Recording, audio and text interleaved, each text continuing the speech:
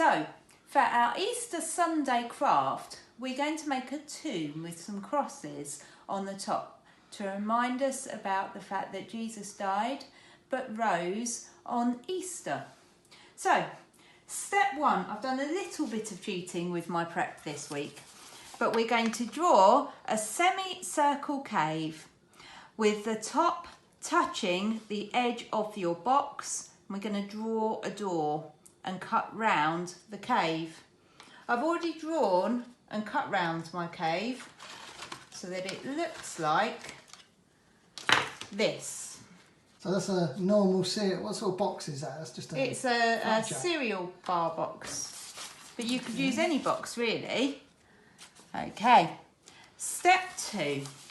You need to draw around the cave on the back of your box. Okay, this time we don't need to worry about drawing the door. And we're going to leave this thin edge at the top and not cut it off. We're going to leave this thin edge here and not cut the thin edge. So our next step will be to cut the back of our cave or our tomb. It's a bit tricky, this one. We haven't done the tricky bit yet. So you're making the cave door there? Or No, the cave door is here. Oh, okay. I cheated. I cut that bit out before we recorded the video. So we have a cave that looks a bit like this at the moment. Okay, so our next job, using a pencil, I'm going to use a pair of scissors, but pencil is safer. You need to make 3 small holes in the thin edge. And you're going to use scissors to cut 3 small slots from these holes. I'll show you. Okay, there's sort of those dotty things on the instructions. So we're going to very carefully, making a hole. Very carefully make a hole. Don't stab yourself. No, I'm keeping my fingers away from where I'm making the hole. Don't wreck the table while you're at it.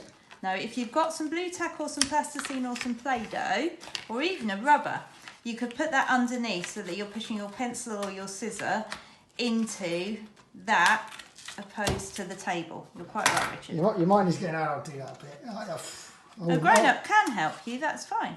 And then you're going to cut some slots, just like this.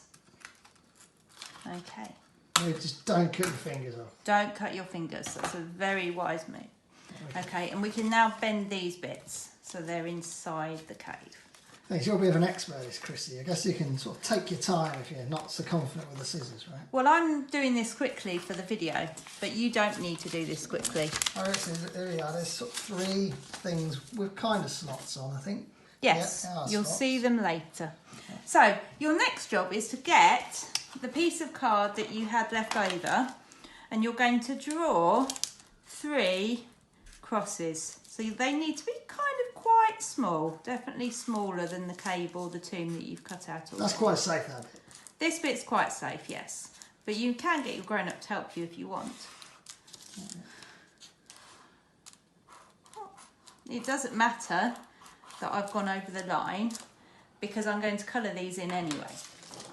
So when you've drawn your crosses, you need to cut them out. Ah, so you're putting it on the piece of card you're not going to actually be using. You're only cutting out crosses on cards. We're cutting out crosses, and I'll just cut out one now because I've cut some out earlier. Yeah, watch those fingers. And I'm being careful with my There's fingers. no way they let me loose with scissors. They give me like those safety scissors. Did you have special ones? I do, still do that. Bam. There you go. So we cut out 3 crosses, and then we're on to our next step. We're getting there, we're getting Step 5. You need to draw an angel on the cave. I thought it was an angle for a second there, but it's not an angle. No, it's not an angle. So we need some wings and a kind of triangular dress.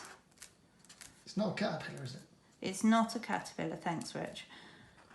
And then little face, maybe a little halo. That's the halo which makes it into an angel. Some hair. The halo is essential. And some feet. You might even draw some arms if you want to. Steady. Okay. Your next step is to colour this in. and to colour your crosses in, and also to colour a piece of paper in grey. You'll need this later. So I'm just going to do a bit of colour. You might already have a grey or brown piece of paper from the back of an envelope or the back of a notepad, and instead of colouring a piece of paper grey, you could use that. I'm going to stop colouring now. It just needs to be something grey. It just needs something grey, or it might be brown. Okay. Okay. Is this the last step? This is your final step. So we're now going to put it together. So I'm going to cheat and show you the one that I made earlier. So I coloured in my cave and I coloured in my angel, and I got my crosses, and I'm going to push them in the top. Now if you bend them underneath, they hold in place without using glue or sellotape. But if you've got glue or sellotape and you want to use that, you can. Oh, this last one's being a little bit fiddly. In it goes. And then you scrunch your grey piece of paper up, and this becomes the stone that has rolled away from the tomb entrance to reveal that Jesus is no longer in his tomb, because it's Easter Sunday. He is alive. He has risen. Hallelujah. Would it be possible